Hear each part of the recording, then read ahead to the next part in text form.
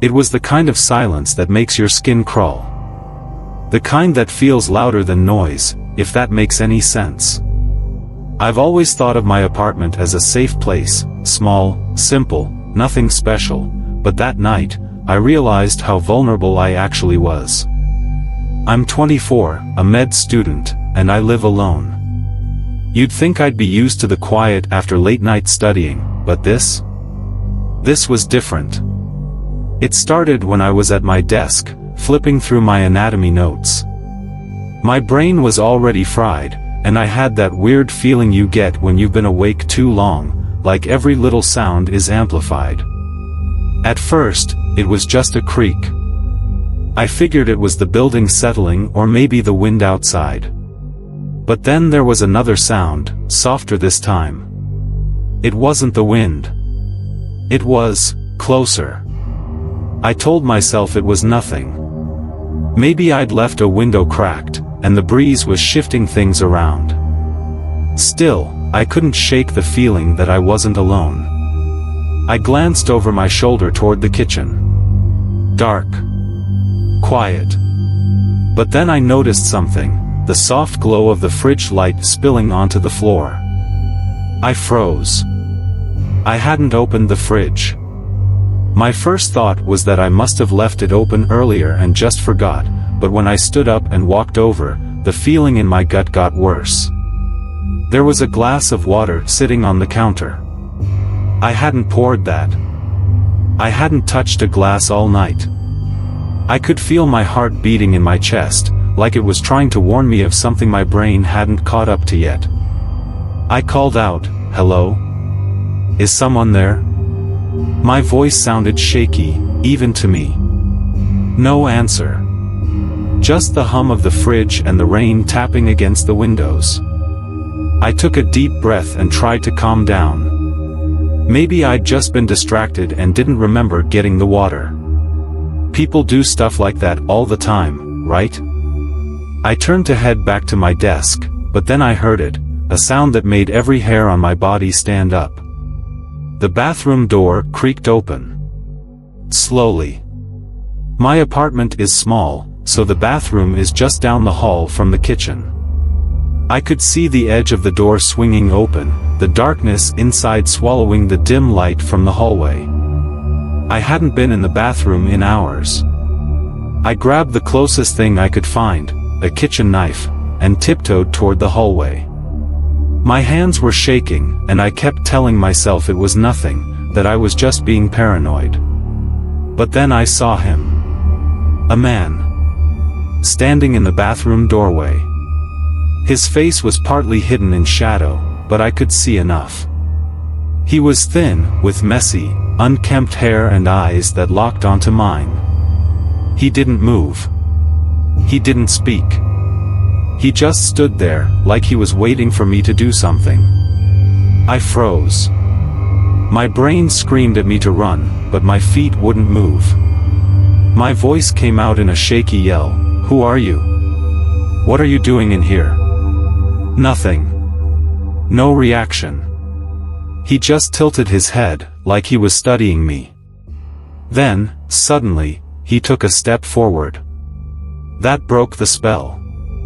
I bolted back to my bedroom, slamming the door shut and locking it. My heart was pounding so hard I thought it might burst. I leaned against the door, listening. At first, there was nothing. Just silence. Then came the sound of heavy footsteps, slow and deliberate, heading down the hall. I grabbed my phone, my hands shaking so badly I almost dropped it.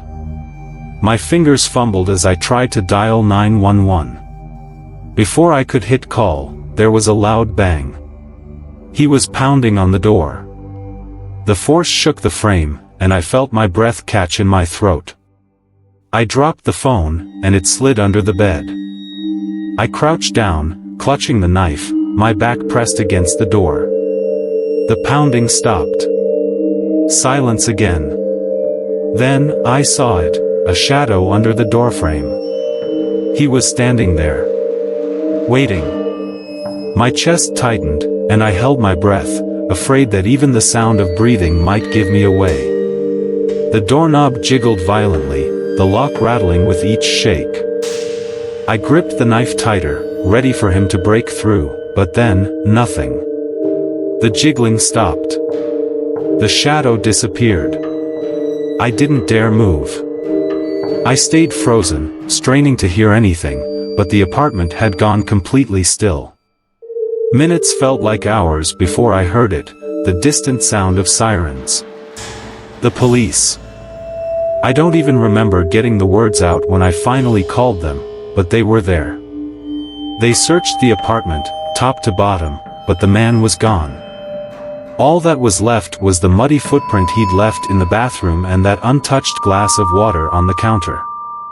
That was weeks ago, and I still haven't been able to sleep properly. Every creak, every shadow, every little noise puts me on edge. I don't know who he was or what he wanted, but I can't stop wondering, what if he comes back? What if he's just waiting for the right moment? That's the thing about fear, it doesn't always come from what happens. Sometimes, it comes from what could happen. And now, every night, I'm reminded that I'm not as safe as I thought I was.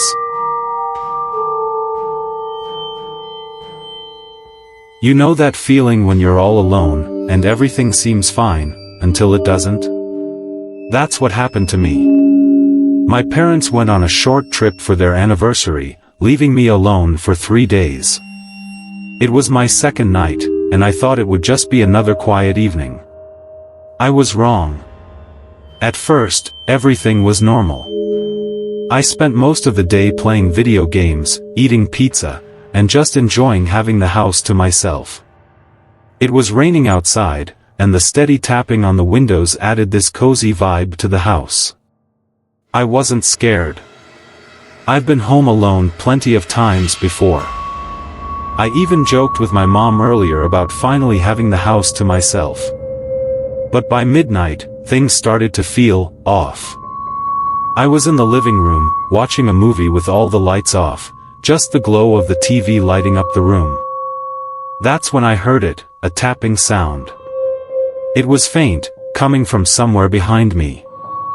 I paused the movie and listened. At first, I thought it was just the rain, but this tapping had a rhythm, like someone lightly knocking on a surface. It was coming from the basement. I shook it off. It's an old house, lots of creaks and noises. I told myself it was probably the water heater or something. I pressed play and tried to focus on the movie, but the sound didn't stop. It was slow, steady, like it was trying to get my attention. I muted the TV and stared at the basement door, which was just barely visible in the hallway. The tapping stopped. I sat there for a while, my eyes glued to the door, but nothing else happened. After a few minutes, I laughed at myself for getting so worked up. I went to the door, made sure it was locked, and went back to my movie. But that was just the start. Around midnight, I went to the kitchen for a snack. As I walked past the basement door, I noticed it was open, just slightly. My heart dropped. I could have sworn I locked it. I stood there, staring at the crack, the dark void beyond it. For a second, I thought about just closing it and pretending I didn't see anything. But something told me to look closer. I slowly pushed the door shut and turned the lock. I even gave it a little tug to make sure it was secure. Then I grabbed my snack and went back to the living room. I told myself I was being paranoid. Maybe I hadn't locked it earlier, and the draft pushed it open. That's all it was. I tried to go back to my movie, but I couldn't relax. Every little noise in the house felt louder, sharper. And then, I heard something upstairs. Footsteps. It wasn't loud, more like a faint shuffle, but it was enough to make my skin crawl. I froze, listening. The sound moved, slow and deliberate, across the ceiling above me. My parents' room was directly above the living room. My heart started racing. No one was supposed to be up there. I grabbed my phone and turned on the flashlight, feeling my hands shake as I walked toward the stairs. I crept up each step, trying to be as quiet as possible. The house was dead silent now, except for the soft creak of the floor under my feet. When I reached the top, I noticed my parents' bedroom door was open. It wasn't just open, it was wide open. My mom always kept it closed. Always. I hesitated, my flashlight beam trembling as I stepped inside. The room was empty. But then I noticed something that made my stomach drop. The closet door was slightly ajar, just enough to see darkness inside. I stood there for what felt like forever, staring at that crack, waiting for something to move, for someone to jump out. But nothing happened. Finally, I grabbed the handle and yanked the door open. Empty. Nothing but clothes and shoes.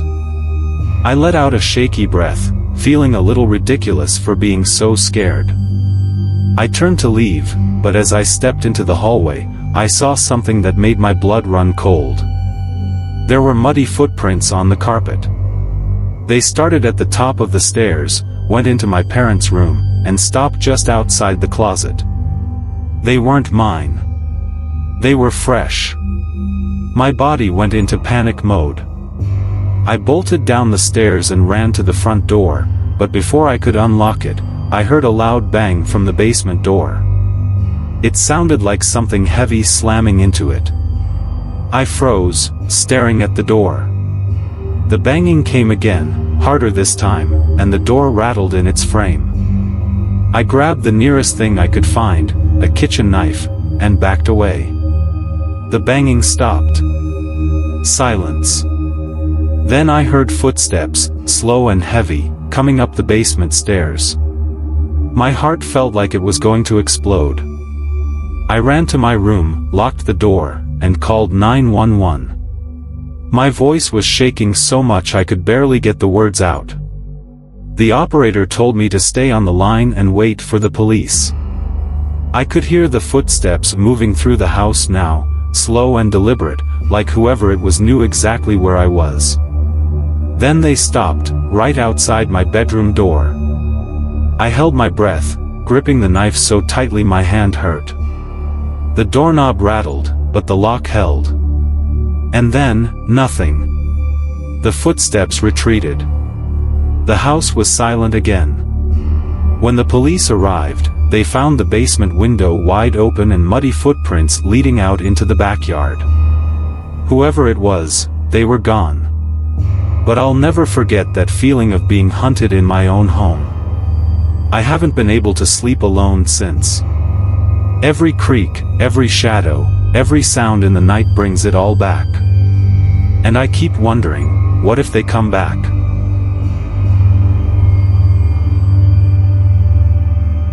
I never thought I'd feel scared in my own home, but that night changed everything. It started like any other evening. I'd just gotten back from walking my dog, Max. He's a German Shepherd, loyal, protective, and usually the reason I feel safe living alone. We had done our usual loop around the block, and I was looking forward to relaxing on the couch. As I reached my apartment door, I realized something. I'd forgotten to lock it before leaving. My stomach tightened. I always lock my door. It's second nature. I brushed it off, though.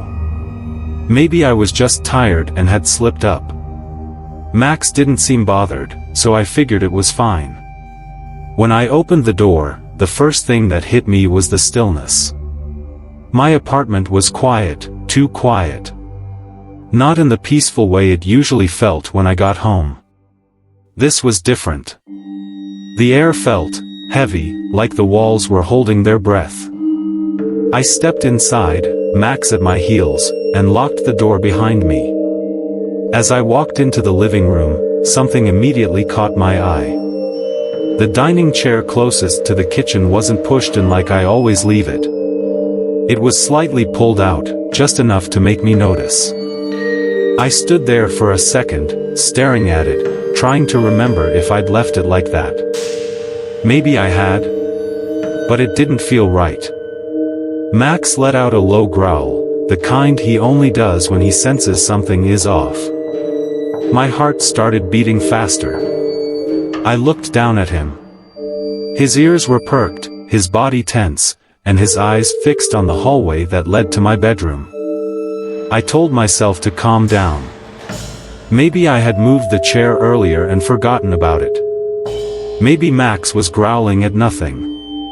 I needed a distraction, so I went to the kitchen to grab a glass of water. That's when I noticed the next strange thing. There was already a glass sitting on the counter, half full. But I hadn't poured it. I remembered cleaning up before I left, putting everything in the sink. I froze, staring at that glass like it held all the answers. My gut told me something was wrong. I walked back to the hallway, trying to convince myself it was nothing. Max stayed by my side, his growling quieter now but still there. The hallway felt darker than usual, like the shadows had stretched longer while I was gone. When I reached my bedroom, I pushed the door open slowly.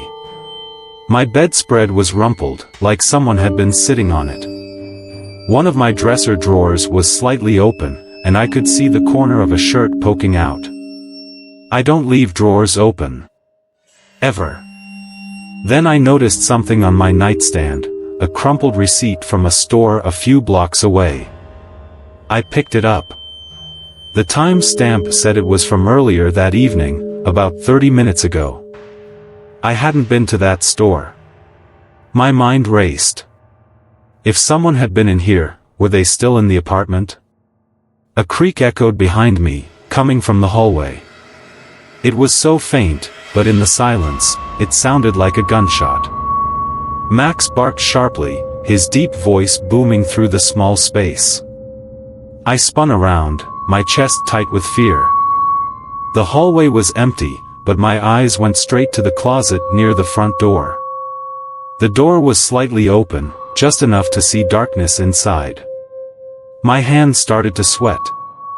Max moved toward it, growling louder now, his teeth bared.